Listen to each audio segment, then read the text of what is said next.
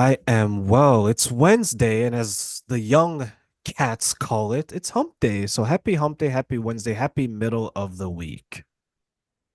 I love it that you call it hump day because I send emails on Wednesdays and I say happy hump day every Wednesday. So I love it that you brought that up. Nobody else says that. No, no, like I work in a corporate office, so I'm kind of scared if you write the word hump, they may take it as something that has like a sexual connotation, right? You know how these white Yes, collars I people know. act. Can you imagine? Like we're afraid of like everything. We say the word hump and it's like, oh my God. It's interesting how things have changed. I have never even thought of it that way. But now that you said it, I'm gonna think about it every time that I say that now. Ooh. And I don't even know if I can write that on on corporate emails anymore. How much you want to bet that the next time you write it, you're gonna giggle? Oh, I'm sure I will. There is no doubt. The next email I write on a Wednesday, I'm gonna think about you. I know, like, oh my God, he told me this, and now I'm hesitant to type. It's like your innocence has been taken away, like the veil has been removed from your eyes. Like, oh yeah, some people can actually take it that way. Because there's always that one, right? That will be like, I don't know, when you check who've read your Yeah, emails and it only says 81% of the respondents have read it, it's like, I know you're part of that 19. It's that one, you know. that's right. That's right. So, yeah, next Wednesday, I'll let you know. I'll shoot you an email. Happy hump day. Thought about you today. There you go. You have my email, so I'll be waiting for that. To your virtual There you assistant, go. make her write this one, okay? Okay, sounds good. I'll do that. Absolutely. So today we're going to talk about you and your family, something that is a little bit different than the Wednesday celebrations, but you have a special needs child, and we're going to discuss that because that's something that's very important to you. And for me, I do know I have a few friends. Now that I think about it, Michelle, I have a few friends that actually have special needs children. Like some are autistic, some are on the spectrum, and things like that. And they tell me a little bit of the challenges and the triumphs that they've experienced. But share your story. Let us know from the very beginning of this journey of you, your family, and your special needs child. Sure. I love to talk about this because it's been a journey, just like you said. So, Um, I got married a little bit older and I had my first child a little bit older in my life. I was 38. And, when you have this child and you get pregnant, you find out you're pregnant, you're so excited. You're like, this is going to be great. And we found out it was a boy. And oh my gosh, this is awesome. And then at about 29 weeks, you go into the doctor and they look at you and they go, you got to go to the hospital because something, you have no amniotic fluid and you got to be admitted. So, anyway, it all started with that. And I was in the hospital for 3 weeks. And then he came and we had to do kind of an emergency C-section at 32 weeks. He was only 3 pounds when he was born. And he had to stay in the NICU. So that's kind of how the story began with him. Because he was in the NICU, he was followed by the hospital for many years, for about 2 years after he was born. And the every time we would go in, they would do, milestones, do a few testing, just to make sure that he was progressing, that he was, growing and hitting his milestones. And it got to a point where he was kind of behind. And then it got to a point where they're like, hey, there's something here that you need to kind of watch out for. And so that's when I started searching and trying to figure out, what do I do? How do I do this? And so we ended up with an occupational therapist who helped me get into the state funded program here. And when that happened, it was when we started, okay, there's something here. We really need to start working on this. My son didn't speak until he was about 4 years old.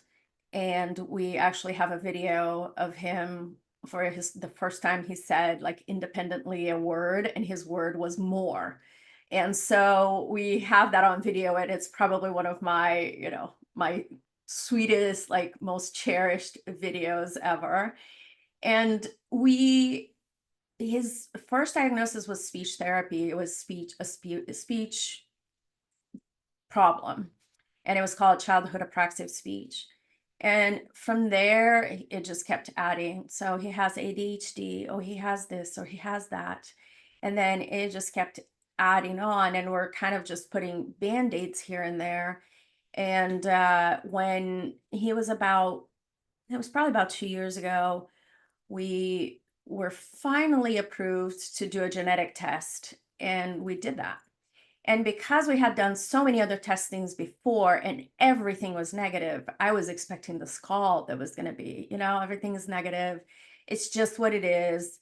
And it wasn't. It actually, he had a diagnosis, and it's called TBR1. When he was first diagnosed, there were 60 kids in the world diagnosed with it. Now we actually have about 190 kids. So he's one out of 190 in the world with this diagnosis. And this diagnosis actually was not even tested for until about 3 years ago. And so any kid that had a genetic testing before 3 years ago, they wouldn't have this diagnosis. Anyway, since the diagnosis, nothing has really changed. We just know that there is this genetic disorder.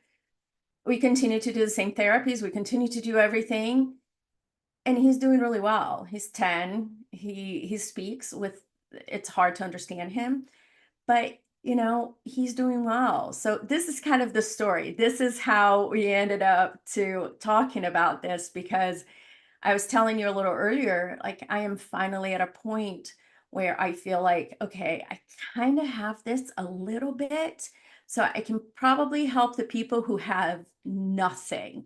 They just don't even know where to look or what to do. So that's what I'm doing now.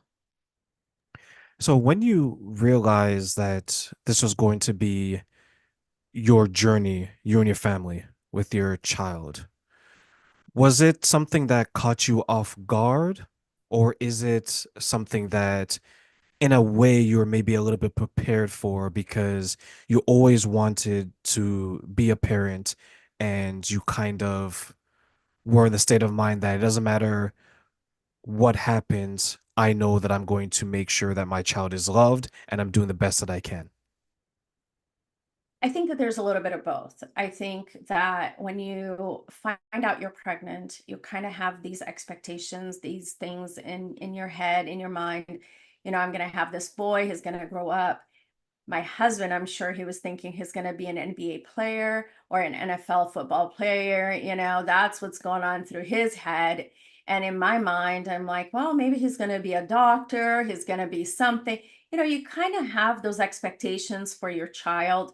You kind of make that, this life. And when you are hit with obstacles in your life, in his life, then it's hard.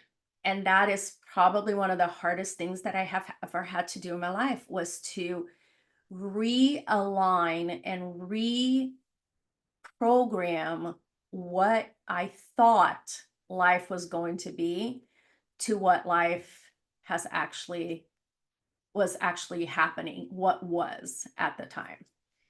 So I think that if you talk to any special needs parents, I don't think they were ever really expecting something to happen. I think it just comes and we go along with it as they come, and you learn along with your child. I know some parents when they found out that their child was special needs, they went through two stages from what they described to me. Um, there was some people that felt that maybe there was something that they did that caused this. Some parents, I know it's strange, right? Some parents No, I wondered how are we going to um continue forward because now the demands is different. So when I look at both of those scenarios, I look at it as, and when I spoke to them, I asked them the question. I was like, okay, that's pretty interesting because I don't have any children, and that may be true for a lot of parents. They may think, oh, you know what, if I didn't smoke, if I didn't do this, if I lost weight, whatever the case is, right? You begin to maybe guilt yourself into thinking that somehow you caused it, or some other people they'll blame God, right?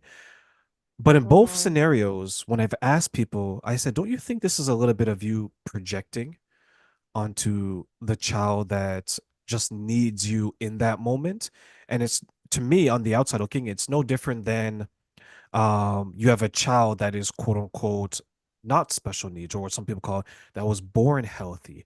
It just seems that sometimes some people have the expectation when a child is born, it's essentially born perfect, and then society kind of makes it imperfect, versus no, when a child is born, it's a parent's responsibility to make sure that the child is raised to the best of their ability and they provide the best environment possible for the child. But what are your thoughts on some people who may think that maybe they've done something, or maybe this is not what they necessarily signed up for, and they don't know how they're going to proceed further because now the demands are a little bit greater?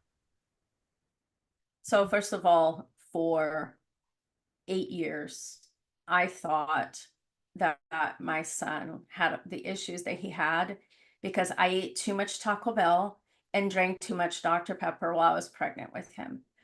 I was like, did I do this? Did I not count the kicks correctly?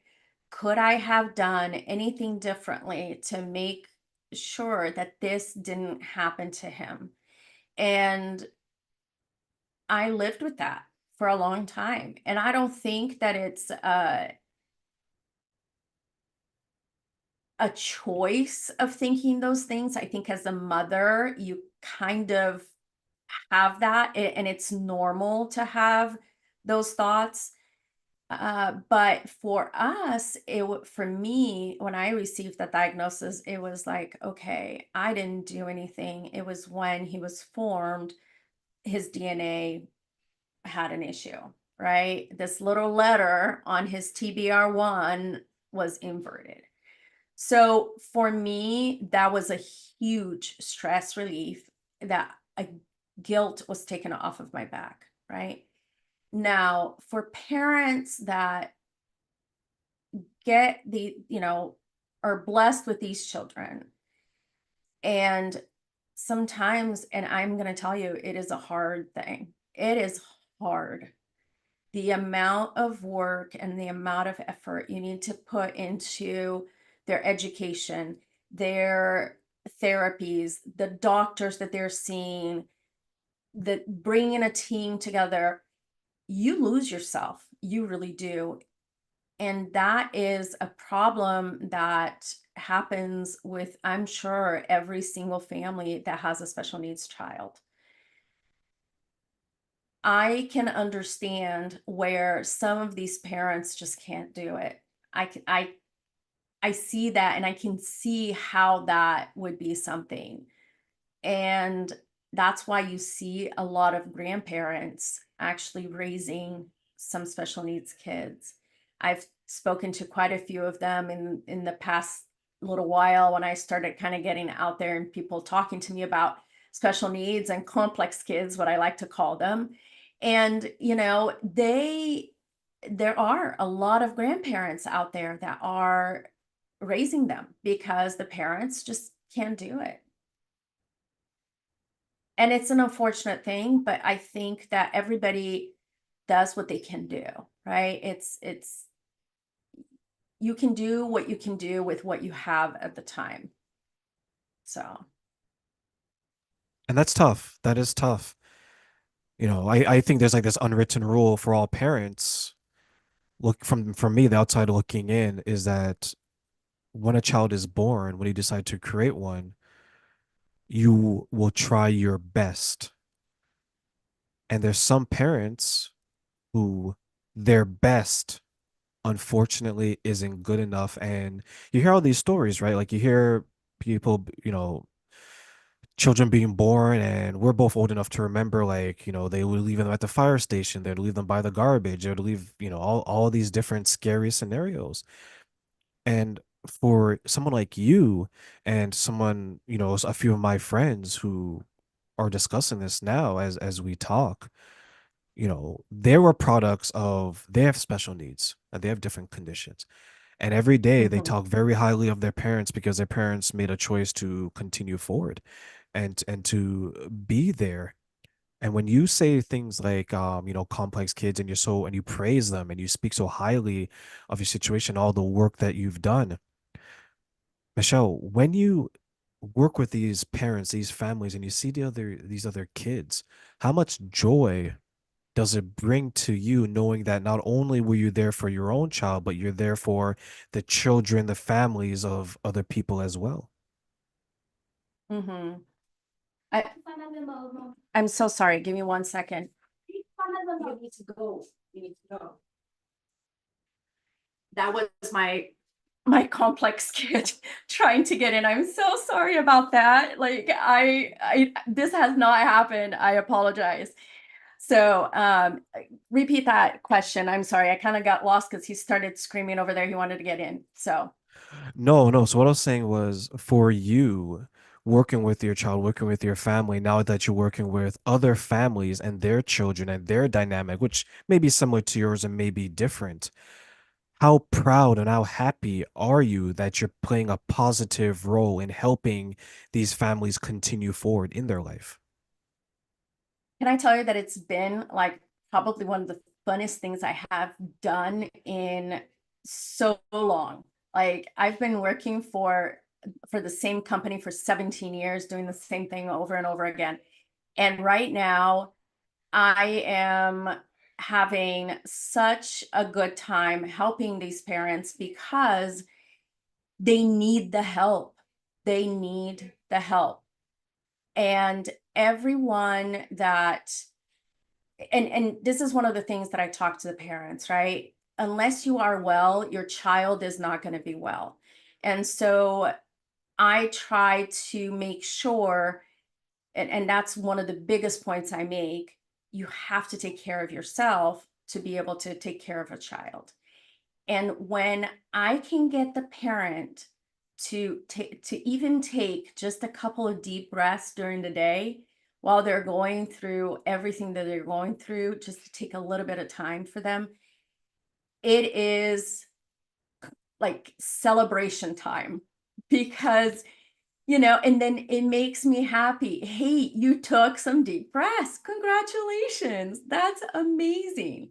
If you set yourself apart for like 5 minutes and just got a cup of coffee and you sat down, it makes me so happy because then they are going to be able to take care of their children and their complex kids in a much, much better state of mind than you would if you don't take care of yourself. So I celebrate with them. I celebrate with my kid and I celebrate with their kids.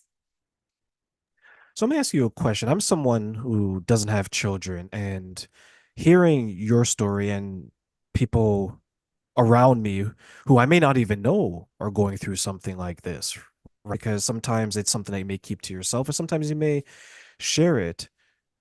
What is something that I can do as a person without children, but still wants to provide support and perhaps understanding of those who have, as you mentioned, complex kids or children with um, different needs? Mhm. One of the biggest things somebody that doesn't have a complex child, a complex kid, that they can do is actually really be there for them. Don't isolate them because of their situation, because of their kid. I remember for a long time, we stopped getting invited to certain things. Like we used to go out all the time and we used to, go to friends' houses. And then it kind of stopped once they saw my son and they had to deal with, that he was melting down at somebody's house. And then I would have to pick him up and just take him and go home and leave.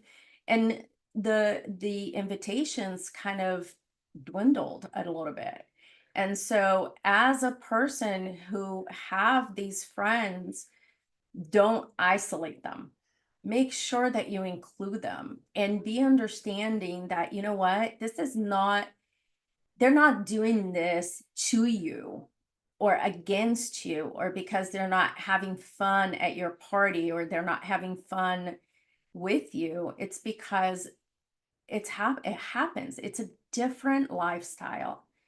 I have navigated the past few years to really have friends who understand me and who are inclusive of me.